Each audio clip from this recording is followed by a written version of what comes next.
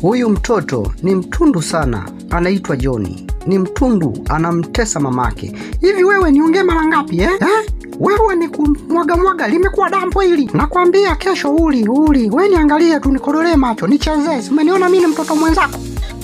Mtoto naye kageuza ni mchezo. Huyu mtoto ni paswa kichwa.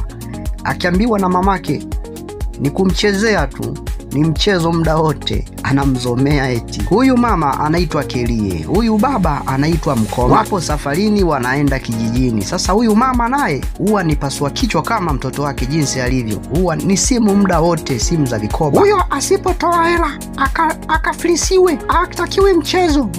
Sitaki mchezo. Muende mkamfilisi. Mfilisi, yani msimwachie nafasi. Na wewe unaniangalia nini? Dadangu, tuko njiani tunakuja. Samahani, nilikuwa naongea na simu. Si hao vikoba wanatusumbua. Joni, kumbe wanacheza. Mtoto naye anacheza.